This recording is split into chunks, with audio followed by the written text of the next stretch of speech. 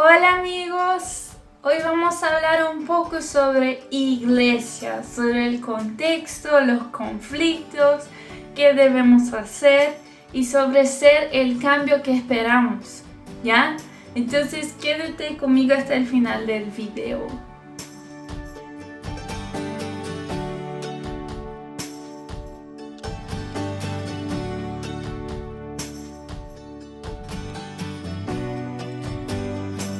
Amigos, yo estaba orando esta semana y pensando un poco sobre la iglesia y yo pienso mucho también. Y como soy pastora, yo veo a veces cosas que tienen que cambiar en mi iglesia o en iglesias de amigos míos y todo. Entonces yo pienso mucho sobre el cuerpo de Cristo. Y esta palabra es sobre eso, ¿ya? Principalmente los conflictos que vemos, los problemas que vemos en las iglesias y cómo resolverlos, ¿ya? Pero principalmente como usted, tiene que tomar algunas posturas como cristianos para resolver los problemas del cuerpo de Cristo. Amén. Entonces para eso, abre conmigo en Romanos 12, 1 y 2, que dice así: Por lo tanto, hermanos, tomamos en cuenta las misericordias de Dios. Le ruego que cada uno de ustedes en adoración espiritual ofrezcan su cuerpo como sacrificio vivo, santo y agradable a Dios. No se amolden al mundo actual, sino sean transformados mediante la renovación de su mente. Así podrán comprobar cuál es la voluntad de Dios, buena, agradable y perfecta. Bueno, este texto para mí es muy importante. Yo lo llevo en mi corazón hace algunos años porque él es como la receta para experimentar la voluntad de Dios, para resolver los problemas que enfrento y las cosas que yo veo que tienen que cambiar, ¿me entiendes? ¿Sabes? Estas cosas que vemos que puede mejorar, que puede tener otra solución en el contexto de la iglesia básicamente. Entonces yo llevo este versículo como esta receta, ¿ya? Dice que para que experimentemos la voluntad de Dios, tenemos que ser sacrificios vivos y renovar nuestra mente, ¿ya? Sacrificios vivos para mí, ser un sacrificio vivo es esta persona que está todos los días preocupada en ser santa delante de Dios, de arreglar sus propios pecados, pero de servir al otro, al hermano, a su iglesia. Esta persona que está sacrificando su propia carne para entender un poco más del reino de Dios, que no es la persona perfecta ni nada, pero entendió que necesita de un diario con Dios, ¿me entiendes? Algo cotidiano que ella tiene que siempre estar en cambio, siempre en transformación. Y que tome esta postura de entender que ella misma se ofrece a un sacrificio vivo, ¿me entiendes? Ella no espera por otros, no sigue el ejemplo de otros, pero ella entendió que ella quiere ser este sacrificio vivo. Y que entendió también que hay que renovar nuestra mente para no amoldarnos a este patrón que no es bíblico. Amén. Y bueno, dentro de este contexto, el apóstol Pablo, si tú estudias el capítulo 9, 10 y 11, él está hablando sobre que él está triste por tema de los judíos, ¿ya? Que ellos eran muy pegados en su tradición, en su religión, y no lograron avanzar, renovar su mente, ¿ya? Dentro de un contexto de iglesia mismo, de cuerpo de Cristo, son estos hermanos que no lograron ver que Jesús vino y que el Mesías estaba ahí al lado y ellos no lo vieron, ¿me entiendes?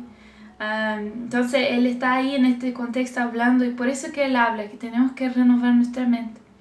Y no es en relación al mundo en general, sino que dentro de la iglesia tenemos que renovar nuestra mente. Entonces con eso yo quiero decir que hoy, trayendo un poco para nosotros en el siglo XXI, tenemos hoy un patrón gospel, un patrón evangélico, una cosa que no debemos amoldarnos a eso dentro de nuestras iglesias, que es un pensamiento de que la culpa es siempre del otro, ¿me entiendes? Y este está en todas las iglesias, absolutamente todas, de las más tradicionales hasta las más modernitas. Siempre tiene una gran parte de hermanos que piensan que la culpa es siempre del otro y nunca tienen culpa en sí mismos, que el pecado está siempre en el otro pero nunca en sí mismo. El otro tiene que corregir pero yo no. Y esto no es un pensamiento bíblico, y esta es una cosa que no podemos amoldarnos, ¿ya? Entonces, eso quiero hablar hoy. Este patrón gospel, yo veo, para ejemplificar un poco mejor, es esta persona que es muy crítica de todo, pero actúa poquísimo en la iglesia, ¿sabes? Ella es súper crítica con prédicas, con personas, en fin, pero ella misma no predica a nadie, no evangeliza a nadie. Ella misma no participa de hecho de la iglesia, siempre espera por el otro y nunca hace la diferencia, ¿ya? Esta persona siempre... este pensamiento, la verdad, porque yo también ya hice eso muchas veces.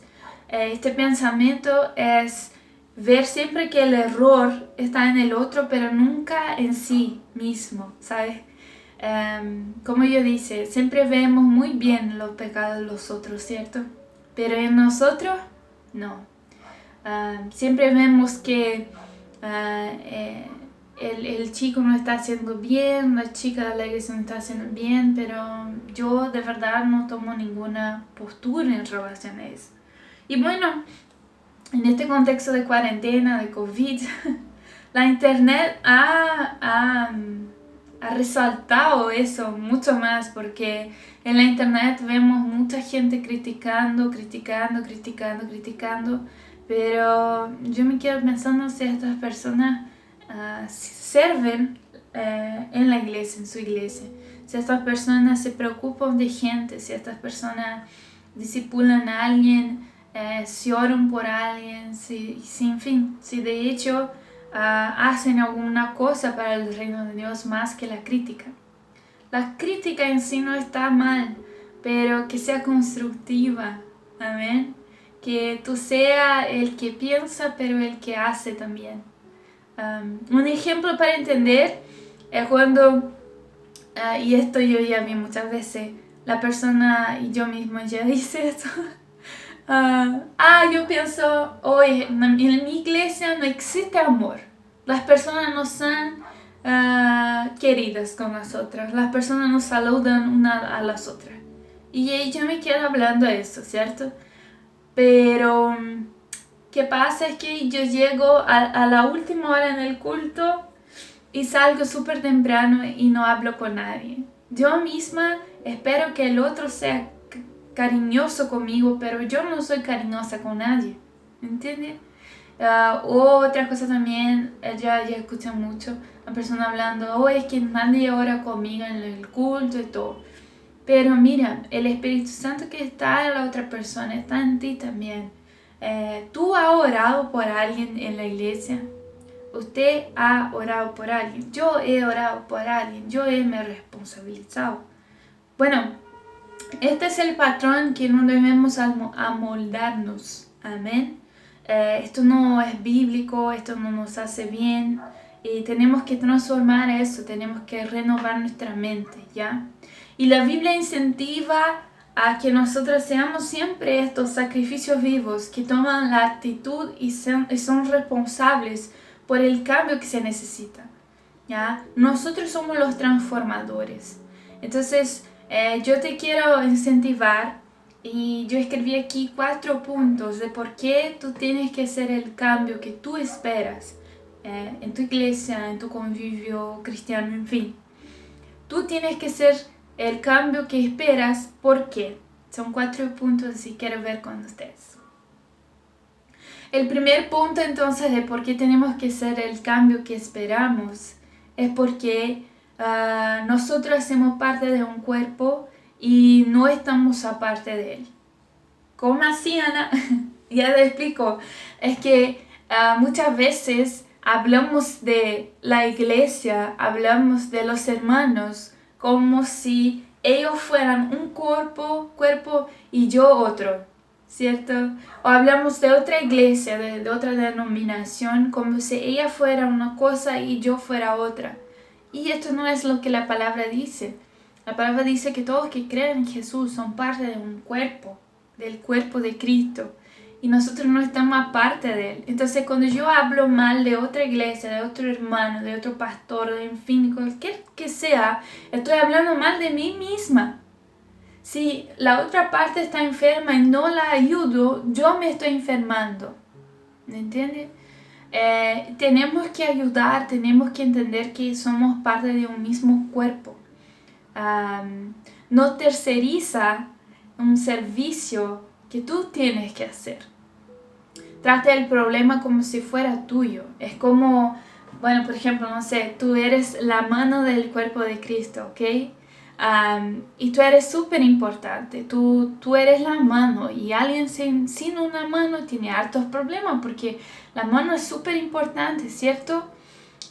Pero la mano, si yo la corto fuera, aquí, si yo la saco del cuerpo, ella no sirve para nada, ella se va a morir, ¿cierto?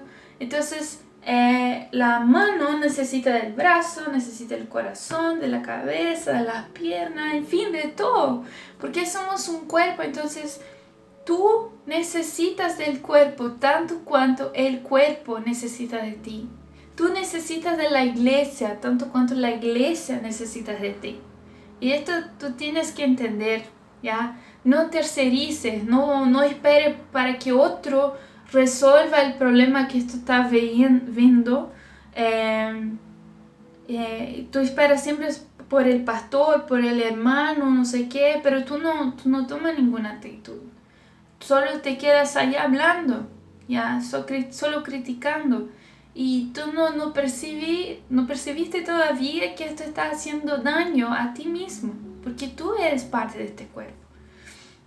Me pasó una vez que yo intenté tercerizar el servicio que yo tenía que hacer. No era en un contexto de iglesia local, pero en el contexto de iglesia general. Yo estaba haciendo mi título para manejar la documentación y todo. Y en Brasil tienen que hacer muchas clases presenciales de teoría sobre las leyes de tránsito y todo. Y yo estaba en una de estas clases. La clase estaba llena, como casi 40 personas. Y al medio de la clase la profesora empezó a hablar, ella era muy simpática, empezó a hablar sobre que tenía un problema de enjaqueca muy fuerte, como hace muchos años que la enjaqueca era tan fuerte que ella no lograba ni siquiera trabajar. Ahí uno de mis colegas levantó la mano y le empezó a hablar que existía un médico espiritual, un médico espírita, que esto es muy fuerte en Brasil también, y él hacía como una cirugía espiritual y le cobraba como 300 reales, que es mucha plata. En la época era mucho más que hoy incluso. Y él le cobraba, entonces él tenía la sanación para él y todo. Y cuando yo escuché a este chico hablando, yo pensé, ¡uy! ¡Qué terrible! Un espírita hablando así abiertamente de sus creencias y ningún cristiano defendiendo. Y yo me quedé pensando eso, en serio. Y ahí yo sentí así como el Espíritu Santo en mi corazón hablando, sí, tiene un cristiano aquí, eres tú eres el cristiano, la cristiana. Ay, Dios, me quedé con vergüenza de haber pensado, de haber pensado que otro tenía que hacer y no yo, ¿me entiendes? Y ahí yo, con mucha vergüenza, muy nerviosa, me levanté y empecé a hablar a la profesora y a todos de la clase que Jesús sanaba de gratis. Al final de la clase yo tomé coraje y fui a orar por ella y ella se sanó al final. Después, una semana después, pregunté cómo había pasado y ella dijo que no sentía más ningún dolor. Entonces, pero fue mi manera más o menos de tercerizar el servicio. Esperaba de otro cristiano. Esto me pasó incontables veces en la iglesia, donde yo esperaba que algo cambiase, que algo fuera bueno. Y esperaba siempre que otro hiciera y yo no hacía nada por eso. En la universidad también, donde los profesores siempre hablaban mal de Jesús y todo, y yo esperaba siempre que alguien lo defendiera, pero yo no hacía nada. Y en fin, en tantos contextos podemos usar este ejemplo, porque la verdad es que no podemos tercerizar. El Espíritu Santo está en nosotros y nosotros somos responsables. Amén. Usted hace parte del cuerpo y no está fuera de él. Entonces, haga las cosas como si tú fueras parte del cuerpo de Cristo siempre. Amén. El segundo punto entonces es, sea el cambio que tú esperas, porque la persona más madura, el cristiano más maduro, perdona y reconcilia siempre por primero. ¿Ya? El más maduro siempre perdona por primero. Este es el segundo punto. ¿Cómo así? Esta es una frase que yo y Ricardo hablamos mucho aquí en la casa. ¿Por qué? Porque nosotros ya somos pastores 6 años y trabajamos mucho con conflictos de personas, en fin. Y ya notamos, incluso en nosotros, porque nosotros también peleamos un poco aquí con matrimonio, pero hacemos siempre las paces, es que vemos que la persona más madura es la que primero pide perdón, la que primero quiere resolver el conflicto, ¿ya? Entonces, en todo, si tú tienes, por ejemplo, un problema ahí en tu iglesia, y todas las iglesias tienen eso, desde Hechos, la iglesia tiene problemas, ¿ok? Y bueno, el cristiano más maduro, el cristiano más maduro ahí en la situación, lo que va a reconciliar y pedir perdón primero. Mismo que él no sea exactamente el que causó el problema, él va a reconciliar. ¿Por qué? Porque él entendió que esta es la actitud de Cristo y él quiere imitar a Cristo. Cuanto más maduro tú estás, menos tú te ofendes por las cosas, menos las cosas te hieren, ¿ya? Te causan herida psicológica, en fin, menos las cosas te toman, ¿sabes? Cuando el perdón se queda una cosa fácil para ti, pedir disculpas se queda una cosa más tranquila para ti, es porque tú estás amadureciendo como cristiano. Tú tienes que hacer el cambio en los relacionamientos, y tú tienes que ser el primero a partir con la pacificación, porque tú eres el más maduro de la conversación. Y maduro no quiere decir edad, ¿cierto? Ni tampoco edad en la iglesia. No quiere decir eso. Entonces, el más maduro significa aquel que está intentando más ser como Jesús. Y Jesús hizo eso. Él es nuestro ejemplo en este punto de alguien que vio el problema de que la humanidad no se estaba salvando sola con las leyes y todo. Entonces Él bajó para la tierra y murió en una cruz para resolver este problema. Él fue el que nos limpió de todo el pecado. Él tomó la culpa del pecado para sí, para que todos nosotros pudiéramos tener paz con Dios ahora. Este es el ejemplo de nuestro Jesús y este es el ejemplo que debemos tomar en nuestras iglesias, ¿ya? Tienen un conflicto, va y resuelve. Si tiene una persona que no te gusta a ti, llama a tu casa, le invites a un café, le compres chocolate, empiece a hablar con ella por WhatsApp. ¿Sabes? Sea esta persona que va a encuentro a resolver este problema y te esfuerce por eso, porque ahí sí tú vas a ser como Jesús. Amén. El tercer punto de por qué tú tienes que hacer el cambio que necesitas, que esperas, es que nadie te debe nada, pero tú sí debes todo a todos, ¿ya? ¿Qué quiere decir eso? Yo veo que muchas veces nos portamos como cristianos como si Dios nos debiera un montón de cosas y como si los hermanitos en la fe nos debiesen algo. Cuando la verdad, esto no es verdad. La verdad es que tenemos que nos portarnos al revés, que nosotros es que somos devedores de amor por las personas. El apóstol Pablo va a decir eso mucho en Romanos capítulo 1 versículo 14 y 15 y en 1 Corintios capítulo 7 versículo 22, que él va a hablar que él es el devedor tanto de Cristo cuanto a los hermanos. Él entendió que él debe amor a las personas y debe amor a Dios. Él se porta de esta manera, por más que Dios es muy bueno y dice la palabra que tenemos que pedir en nuestras oraciones. Sí, Él nos regala cosas, pero Él no te debe nada, ¿ya? Si no te portes como si Dios te debiese algo, porque Él ya te dio la salvación y esto ya está muy bueno. Y todo lo que Él te puede dar ahora son como regalos y no obligaciones, ¿me entiendes? Y tú tienes que tener este corazón lleno de gratitud en relación a Dios. Tú vas a entender el Evangelio mucho mejor después de eso. Y más que eso, cuando tú recibes el amor de Dios, tú entiendes que tú eres devedor de amor para con las personas. Y ahí los conflictos se resuelven mucho más, ¿ya? Entonces, de manera práctica, ¿qué esto quiere decir? Estoy en mi iglesia, nadie me saluda, ¿ya? Entonces, ya, la persona me saluda. Entonces, pero la persona no debe nada para mí.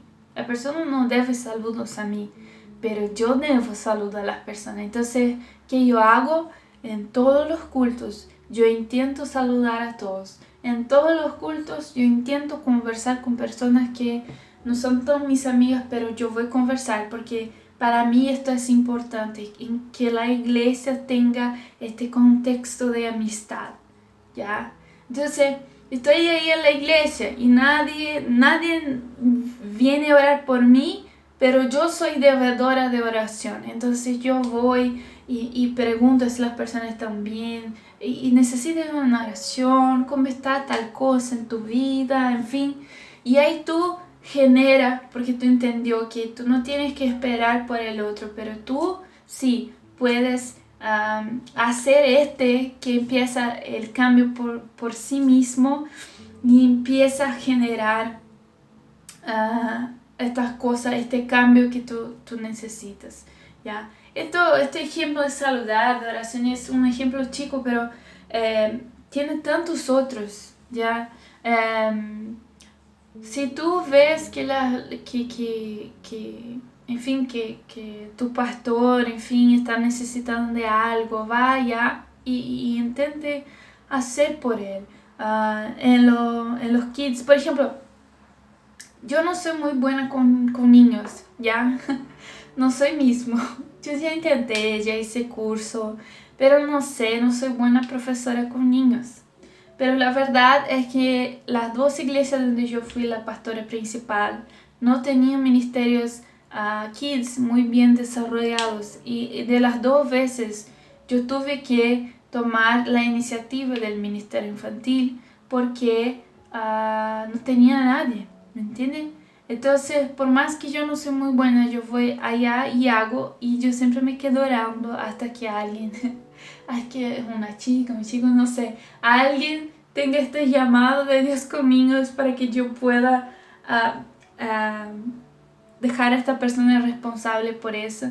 Pero mientras no tengan, y hasta el final de mi vida, si necesitar siempre de alguien que hable con niños y no tenga nadie, yo voy a hacer. Entonces, yo voy a cuidar de niños, yo voy a limpiar el baño de la iglesia, yo voy a saludar a las personas, yo voy a orar, yo voy a hacer todo lo que necesite en mi iglesia, porque yo quiero que mi iglesia, que mi cuerpo esté bien. Yo quiero que mi cuerpo de Cristo ahí esté bien. Entonces te quiero hacer entender eso, que nadie te debe nada, tu iglesia no te debe nada, pero tú sí debes amor, servicio a todos. Es así que yo me importo hace unos años ya. Yo he avanzado mucho como cristiana. Todavía a veces tengo que me corregir, que me olvido un poco de eso. Pero el Espíritu Santo siempre me recuerda de eso. Amén.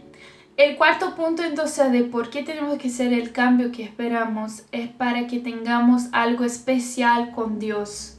¿Ya? Me gusta mucho los héroes de la fe. ¿Ya? De Génesis a Apocalipsis, la Biblia tiene un montón de personajes, de personas que fueron sacrificios vivos, que entendieron que hacían parte de un cuerpo, que fueron los más maduros, que entendieron que nadie les debe nada y ellos entendieron que querían tener algo especial con Dios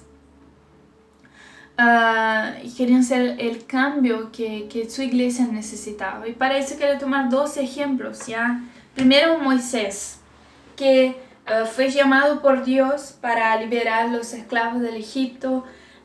Y si usted ve ahí en el texto, va a ver que Moisés no quería bien ir a hacer eso porque él dijo que él no hablaba bien, en fin, y la tarea era demasiado grande y difícil también. Pero al final él va al Egipto a liberar su pueblo de la esclavitud que tenía ahí, el faraón.